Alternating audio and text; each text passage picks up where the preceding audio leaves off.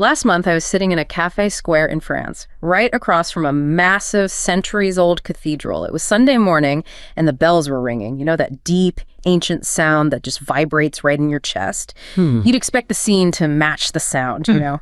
A sea of families flooding through the doors, the community gathering like they have for 1,000 years. I mean, that's the whole expectation of Catholic Europe. Right, the postcard image. Exactly. But what I actually watched unfold was, well, it was jarringly different.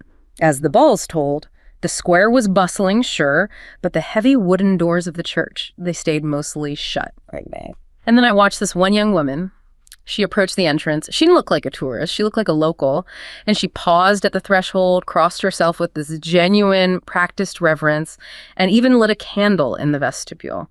Her face had this look of deep spiritual longing, a real connection. Okay, so she's engaging. She is. But then, the moment the organ music started up inside for Mass, her whole demeanor shifted. She didn't go in, she checked her watch, put her headphones back on, and just walked away to join her friends at a brunch spot next door. And that's the moment, isn't it? That was the moment. The sharp contrast between her spiritual gesture and her refusal to step fully inside the institution, it just stunned me. It wasn't a rejection of faith. It was something way more complex. She's not a follower. She's an audience member. That's what it felt like, picking and choosing the parts that worked for her. And it just perfectly encapsulated this dizziness of a 2,000-year-old institution, realizing that in the modern West, the script has completely flipped. Yeah. The church is no longer the only game in town. It's just one voice in a very crowded room, and it's struggling to turn that passive audience back into a congregation. And that struggle is what we're here to talk about. Okay, let's unpack this.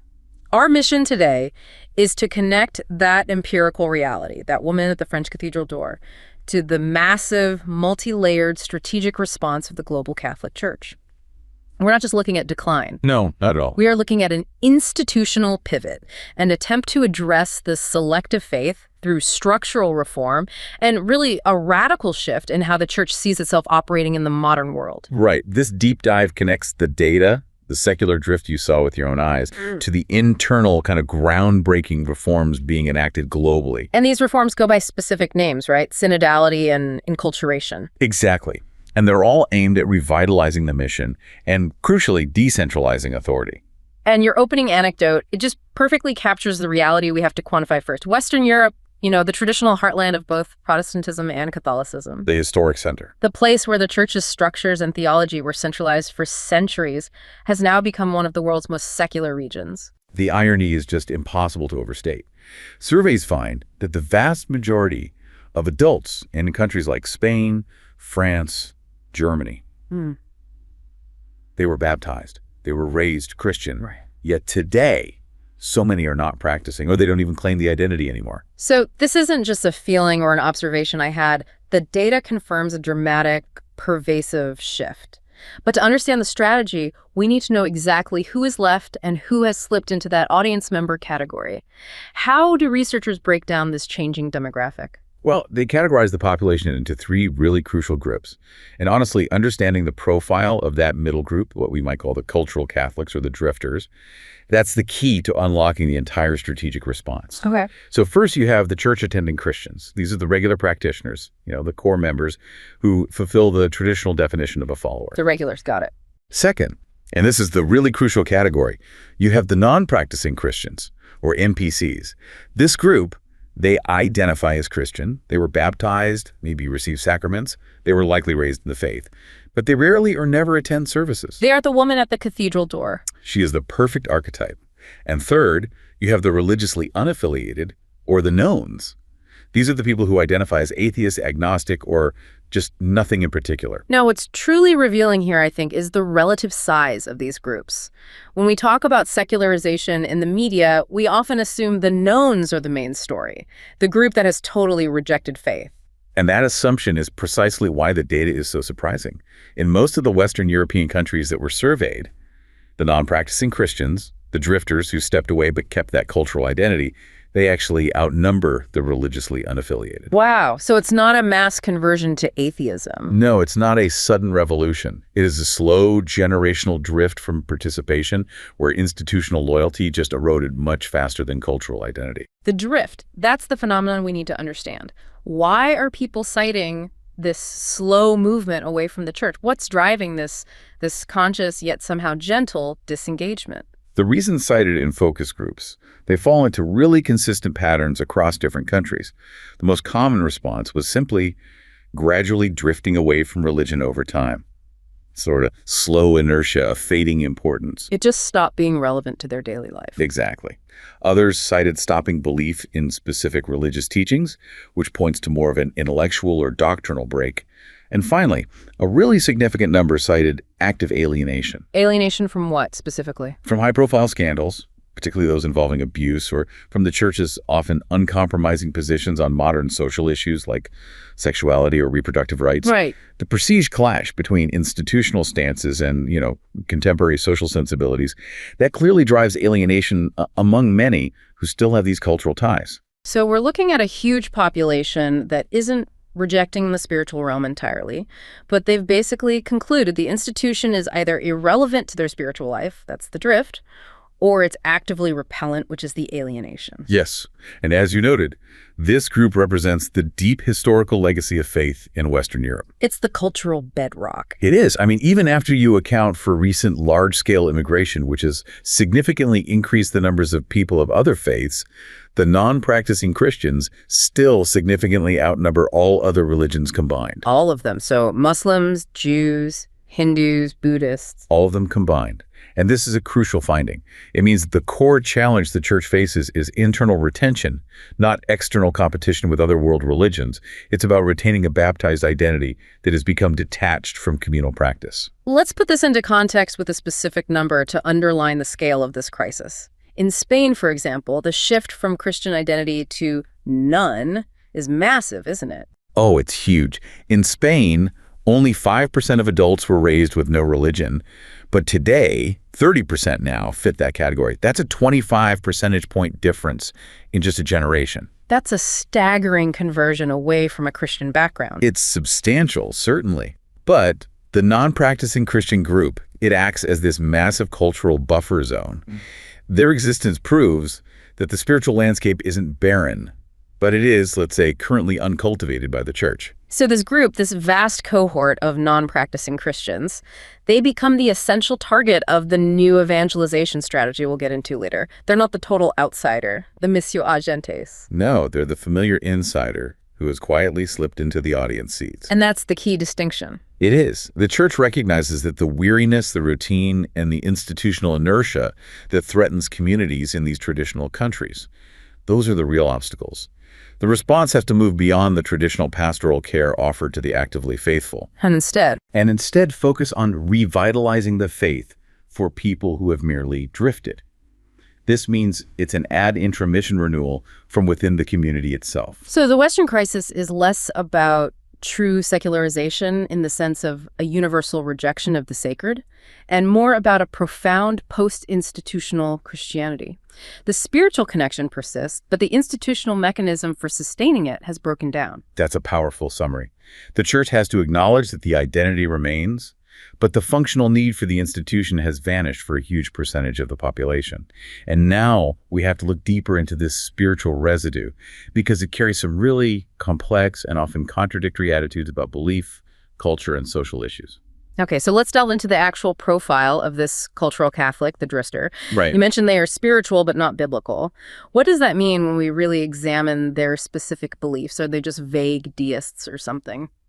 They're more nuanced believers than that. When researchers ask if they believe in God, as described in the Bible, non-practicing Christians frequently say no. For instance, in Catholic-majority Spain, only about 1 in 5 non-practicing Christians, that's 21%, hold this specific biblical doctrinal belief. So they reject the specific creedal claims, the Trinity, maybe the literal resurrection, the historical narratives, all the things that are central to the institution's teaching. Correct. But, and this is the key, they're not atheists.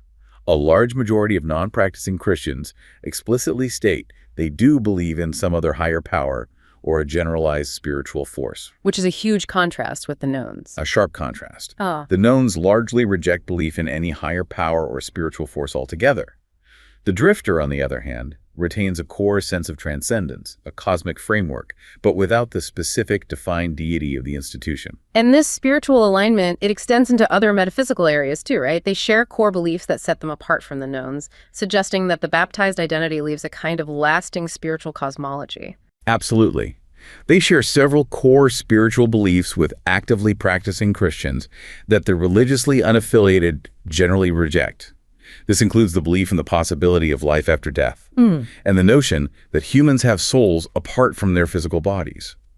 So, while they reject the institutional practice and specific doctrine, they're maintaining a foundational Christian understanding of the universe, that there is something beyond the material world.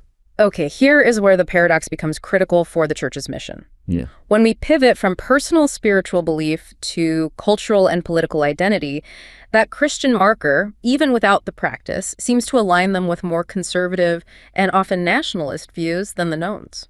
It does, and this is highly complex. Christian identity in Western Europe is consistently associated with higher levels of negative sentiment toward immigrants and religious minorities, and this is regardless of the level of practice. So just identifying as Christian, even if you never go to church, correlates with these views. The data is pretty clear. Self-identified Christians, whether they attend a Mass or not, are simply more likely than the religiously unaffiliated to express negative views of immigrants, Muslims, and sometimes Jews. Let's explore that association between identity and nationalism a bit more. How pronounced is the difference between the three groups? The differences are starkest when we look at national identity markers. Non-practicing Christians are less fervent in their nationalism than the church-attending faithful, for sure, but they are significantly more nationalistic than the knowns. So they're more likely to say what? They're more likely than the unaffiliated to say that their own culture is superior to others and, crucially, that you need national ancestry to have a national identity. That concept of ancestry as a requirement for national identity is a very strong proxy for exclusion. Can you give us that French example again to clarify the gap? Certainly. In France, 72% of church-attending Christians say it's important to have French ancestry to be truly French. 72%, that's high. It is. Now, among the non-practicing Christians, that number is still a majority, sitting at 52%. But look at the knowns. Only 43% of religiously unaffiliated French adults agree that ancestry is important. So the non-practicing group sits squarely in the middle between the actively faithful and the secular. Exactly. They are still clinging to a culturally exclusive definition of nationhood, and that exclusion is explicitly linked to their inherited Christian identity. This leads directly to that theory of reactive Christianity, doesn't it? Which explains why a person who hasn't been to Mass in 20 years suddenly starts defending the concept of Christian Europe. Yes. Sociologists like Rogers Brubaker describe this as a process where the recent immigration of non-Christians, particularly Muslims, spurs a form of reactive Christianity. So it's a reaction to an external other. Pretty much. The highly secular European doesn't need to believe in the Nicene Creed, but they assert, if they are Muslim, then we must be Christian, as a cultural or ethnic boundary marker. Olivier Roy argues that the faith has functionally faded away, but the cultural marker has mutated into this neo-ethnic marker used to differentiate true Europeans from migrants or others. This creates an immediate institutional dilemma, though. If the Church adopts this synodal path to be a truly global and universal body promoting unity and charity, including for immigrants, how can it reconcile that with its massive cultural base in the West, which is using the Christian marker as a tool for nationalism and exclusion? This is the absolute crux of the institutional challenge. This is the friction point. The Church has to maintain its universal doctrine of charity and hospitality toward migrants, which is rooted in the gospel. Right. While simultaneously recognizing that its largest potential audience in the West is using the identity associated with the Church to argue for exclusion. If the Church emphasizes its universal message, it risks alienating the cultural base it needs to evangelize. But if it accommodates that cultural base, it risks compromising its doctrinal core. It is an impossible balance. Now let's introduce the second great contradiction, the moral divergence. While these non-practicing Christians hold culturally conservative views on nationalism, they are highly liberal on modern moral issues. This is the truly acute paradox. Vast majorities of non-practicing Christians, much like the knowns, strongly favor the legalization of abortion and same-sex marriage. So on those issues, they're basically aligned with the secular population. On these moral issues, yes, the attitudes of the cultural Catholics broadly resemble the unaffiliated population. They have embraced the liberalization of Western society, even if they hold these nationalistic views rooted in their cultural background. And are even the most faithful groups, the church-attending Christians, exempt from this moral liberalization? No, they're generally more conservative, but the shift is still profound. Even among churchgoers, support for legal abortion and same-sex marriage is substantial. It even reaches majority support in several countries. So the secular shift isn't just about people leaving, it's about the internal values of the remaining faithful becoming more liberalized. Which means the institutional church is often at odds with its most dedicated adherents on fundamental matters of social morality. So, to cap this section off, despite all these deep doctrinal and moral disagreements, the non-practicing Christian still holds a positive, kind of functional view of the church. They value its role in society. That's right. They appreciate the charitable output, even if they reject the doctrinal system and the institutional rules. Right. They're significantly more likely than nones to say churches contribute positively to society, specifically by helping the poor and strengthening community bonds. For example, the majority of non-practicing Christians in Germany agreed that churches play an important role in helping the poor and needy. So they're not hostile to the church's mission of mercy. No, they just do not feel compelled to participate in the institutional life that generates that mercy. And this functional approval, this is the small remaining thread the church hopes to pull to draw them back in. This sets up the institutional challenge perfectly. The church faces a massive internal cohort of people who are spiritually inclined, culturally conservative on nationalism, morally liberal on social issues, and functionally supportive but institutionally absent. This is the crisis of selective affiliation. How does a global universal church address this without fracturing its doctrine or alienating its faithful? The strategic answer is the synodal path. It's a process that is simultaneously a path of profound spiritual renewal and radical structural reform. It's defined not as a temporary consultation, but as the walking together of Christians with Christ toward God's kingdom. So it involves mutual listening, dialogue, community discernment. All of that. The sources insist that synodality is a constitutive dimension of the church. That sounds very academic. It makes it sound like an identity, not just a governance structure or a meeting. Can we unpack that jargon for a minute? What does it mean for the everyday life of the church? The core point is that synodality is the particular style that must characterize the life and mission of the church. It's the modus vivendi et operandi. It's the way the church lives and works. That's exactly. It demands that every level of the church, local, regional, universal, adopt processes and structures that express this nature of walking together, all aimed at discerning the direction of the Holy Spirit and fulfilling the evangelizing mission. So it's basically an admission that the top-down hierarchical model alone has failed to nurture that baptized identity effectively in the modern world. I think that's a fair assessment. But if it's all about process, where's the mission? What's the ultimate goal of all this internal dialogue? The documents are crystal clear on this. Synodality is not an end in itself. It serves the mission of evangelization. It's the means by which the church makes itself a visible sacrament of fellowship and unity in Christ. So the idea is that an internally functioning listening church is a more credible and effective vehicle for mission. Right. The mission informs the process, and the process spurs the mission. They're intertwined. For this mission to succeed, the process requires conversion, right? A fundamental change, not just structural tweaks. Where does the synodal path demand this conversion? It explicitly calls for conversion in several areas, beginning with the quality of relationships. The synodal process calls for conversion in relationships, particularly recognizing the equal dignity of men and women based on their baptismal identity. Which is a huge deal. It's a profound institutional acknowledgement of the suffering and pain expressed by many women, both lay and consecrated, who feel there are obstacles to the full recognition of their gifts within the existing structure. This requires a profound internal shift in how vocations and charisms are valued, moving away from a purely clerical focus. The synodal path also tries to position the church as a prophetic voice. But wait, if we connect this back to what we just talked about, where the institution's moral positions are often rejected by its own audience, how can the synodal process claim a prophetic voice without further alienating the very drifters it wants to win back? This is the immense difficulty. The synodal style is intended to enable the church to be a prophetic voice against specific, identified modern trends, increasing inequalities, growing autocratic tendencies globally, and the marginalization of the poor and the earth. This concept of integral ecology. Okay, so it's focused on social justice and the environment. Right.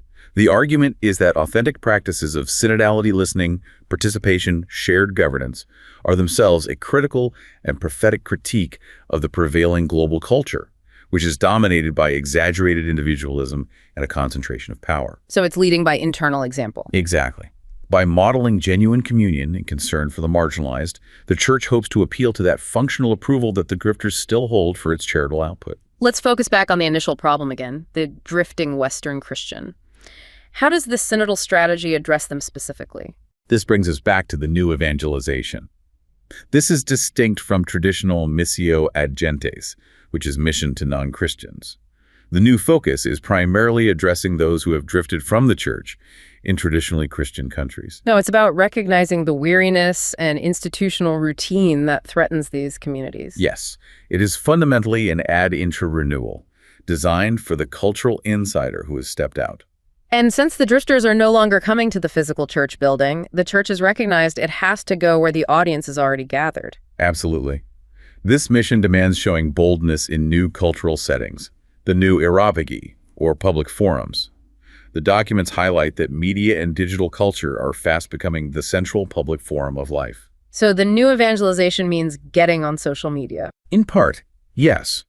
It requires Christians to find means and approaches to ensure that the church's heritage and message plays a constructive part in these ultramodern spaces.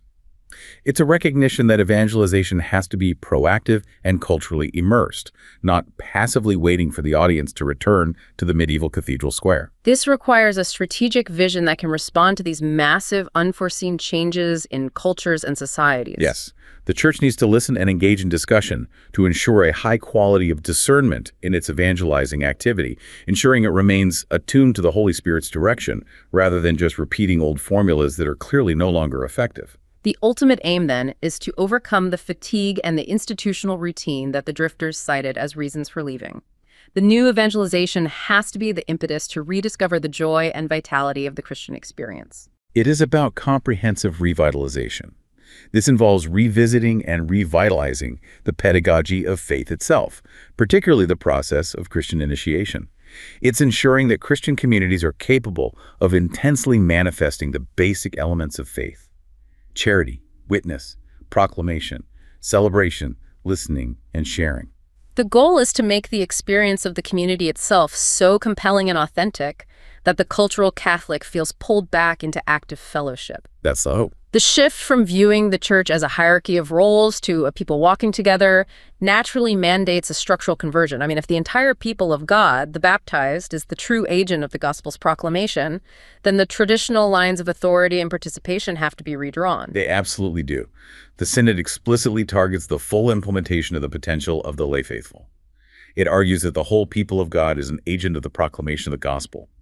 The goal is to fully enact existing canon law regarding lay access to responsibility, challenging centuries of purely clerical management. What are the specific practical steps requested for increasing the authority and involvement of the laity? This isn't just about reading at Mass, is it? We're talking about real power and responsibility. The requested reforms focus on much greater lay access to positions of actual responsibility and decision-making. This includes ensuring lay people hold leadership roles in dioceses, in seminaries, theological institutes, and faculties. Seminaries, too. That's interesting. Yes. And crucially, the Synod called for a greater number of qualified lay people to serve as judges in all canonical processes, a function that has been historically dominated entirely by the clergy. Which directly addresses that perception that the institution is run by a closed group focused too much on rules and money, as the drifters cited. It's a direct response. The most visible area of demanded structural conversion, though, it has to be the role of women. The sources highlight that despite their historical and current indispensability, women encounter significant institutional obstacles. This is a centerpiece of the required conversion. The documents note the profound pain and obstacles women encounter in gaining fuller recognition of their charisms, their vocation, and their place in all areas of the church's life. And we have to remember the historical stakes here. We do. The documents recall the prominent role of women in the history of salvation, citing Mary Magdalene as the apostle of the apostles, and noting that women are running schools, hospitals, charities, and leading social justice initiatives globally right now. So the institutional reality, the exclusion from the decision-making tables, doesn't align with the spiritual reality of their contributions. Not at all. The Assembly requested the full implementation of all opportunities already provided for women in canon law. They underscored this demand by saying that what comes from the Holy Spirit cannot be stopped. That's a powerful statement. It implies that the recognized charisms of women will find their expression whether the hierarchy enables it or not. It's a very pointed theological argument. And what about the long-standing, globally debated question of women's ordinations, specifically to the diaconate? The final document addressed this head-on. It stated clearly that the question of women's access to diaconal ministry remains open, and that discernment needs to continue. So they didn't shut the door. No. The process intentionally kept the issue alive, acknowledging the deep divisions and the regional requests for this ministry without rendering a definitive judgment. In addition to ministry, the Assembly specifically requested attention be given to revising the language and images used in preaching, teaching, and official documents. What does that mean in practice? It means moving beyond exclusively male terminology and imagery and giving more space to female saints, theologians, and mystics, ensuring the Church's narrative truly reflects the whole people of God. This emphasis on shared authority and charisms requires a corresponding need for conversion in the exercise of ordained ministry itself, especially for bishops who often embody the most traditional authority structures. Yes, absolutely. The Synod articulated a clear desire for the people of God, the local faithful, to have a greater voice in choosing bishops. Now that is a potentially seismic shift. It challenges the entire centralized process of appointment. It does. And furthermore, they recommended changes designed to tie the bishop more closely to the local church, like ordaining a bishop in the diocese to which he is destined, rather than in his home diocese. The Synod also suggested clarifying the roles of those bishops whose primary connection is not pastoral, like auxiliary bishops or titular bishops who work in the Roman Curia, or as papal representatives abroad. The aim is to ensure that the constitutive relationship between the bishop and the local church is prioritized and clearly defined. It sounds like the Synod wants to re-engineer the bishop's role away from being purely a distant administrator and towards being a local primary listener and discerner. That is precisely the intention. They stress the need for bishops to spend time listening to the faithful, especially during pastoral visits, as part of their ongoing discernment. This supports the larger theme that episcopal authority must be exercised in a church that is constitutively relational and synodal. It moves the bishop from sole decision-maker to chief facilitator of communal discernment. A very good way of putting it. This emphasis on listening even led to a proposal for a new type of formalized ministry, didn't it? It did. The proposal to establish a specific ministry of listening and accompaniment was one of the most debated points. The discussion showed three clear perspectives. Okay, what were they? Some strongly favored it, seeing it as a prophetic way to institutionally embed the importance of listening, ensuring it doesn't get lost in administrative tasks. Others argue that listening and accompaniment are the tasks of all the baptized. It's intrinsic to being a Christian community, and so it doesn't require a specialized ministry. And the third group? A third group, representing a compromise, requested further study.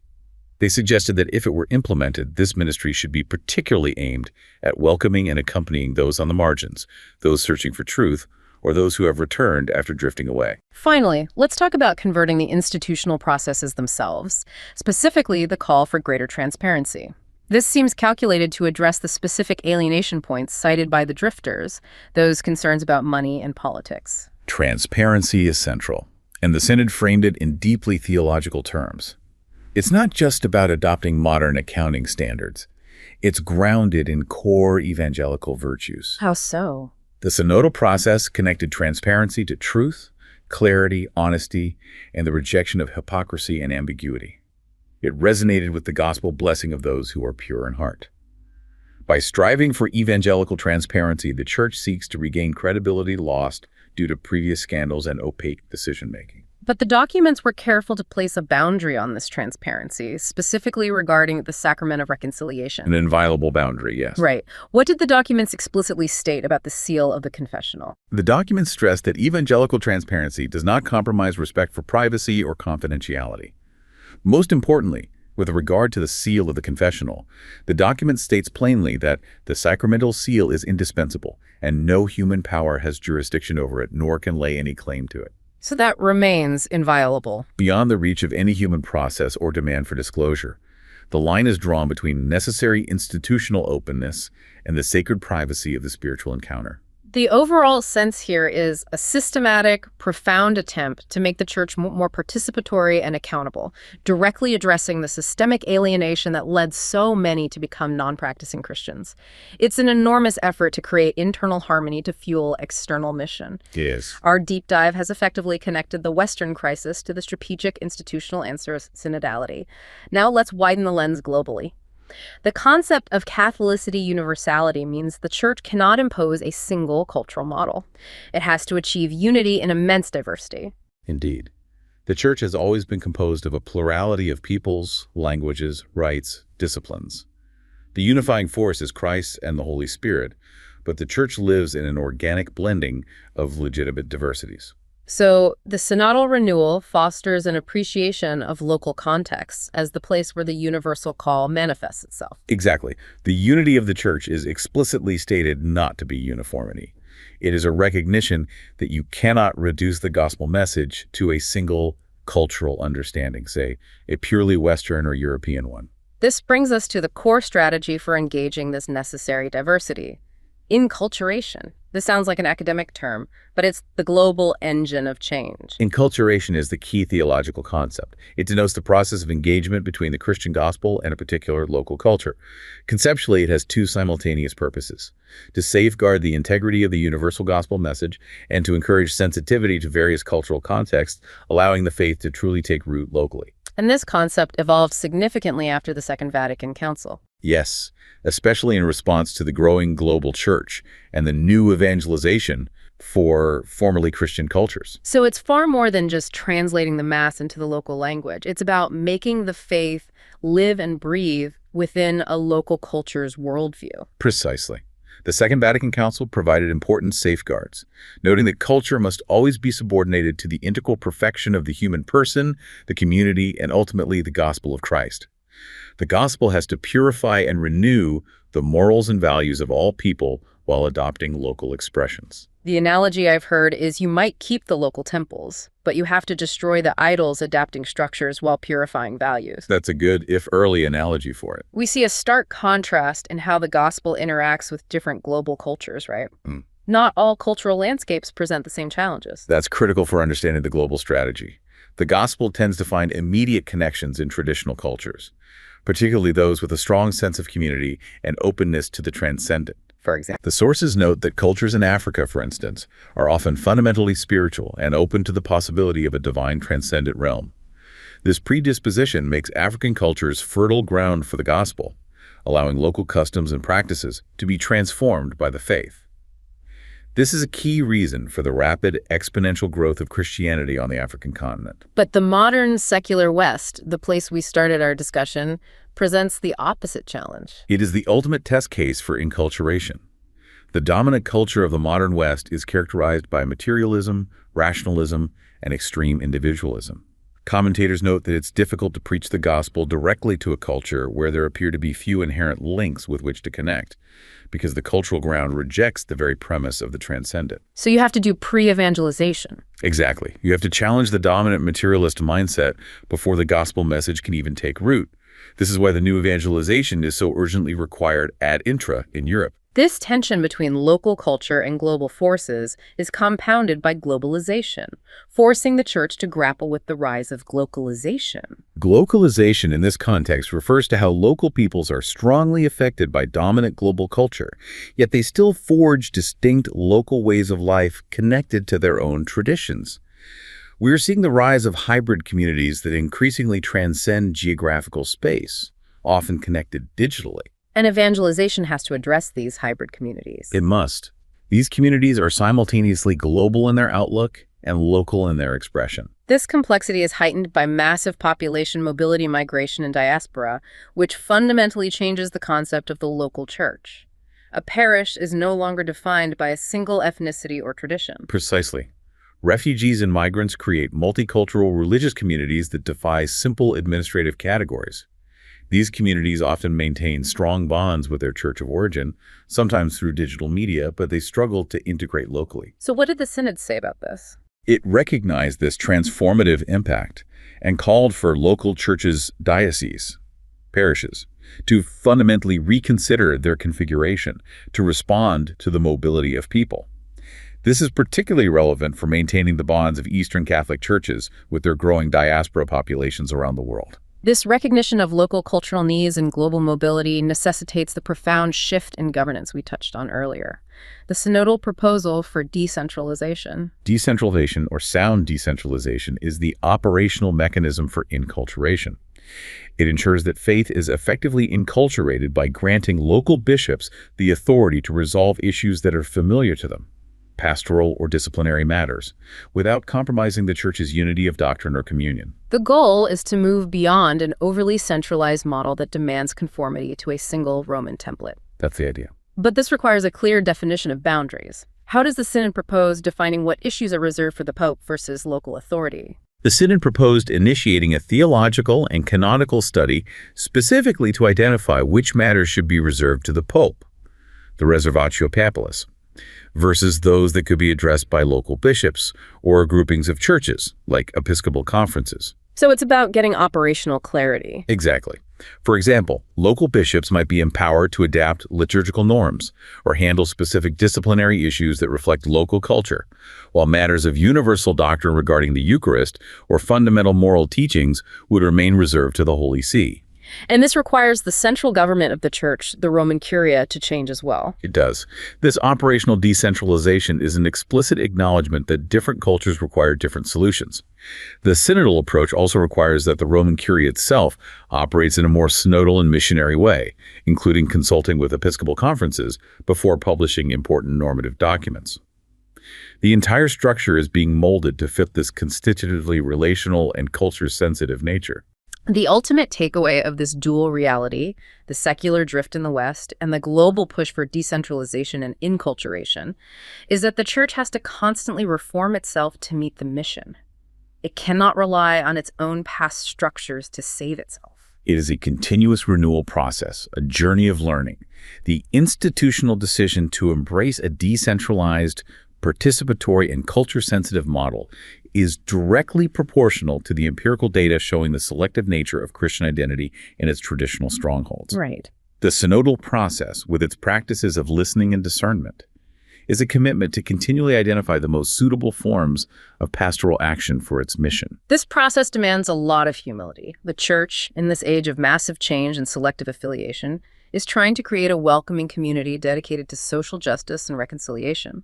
It's responding to that innate human need to be welcomed and recognized, even if you felt alienated by the institution's past rigidity. And this renewal requires the recognition that the Church is called to reflect the light of its Son, who is Christ, like a pale moon.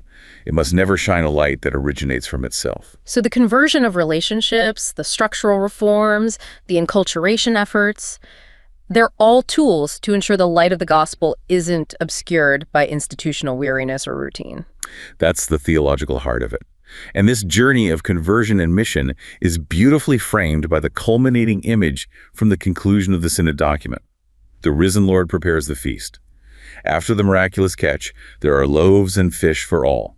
The Church's mission is to bring this announcement, that the banquet of grace and mercy is prepared for everyone, to a changing world, ensuring it remains focused on the excluded, those who do not know love and those without hope, sharing the joy of the gospel with everyone.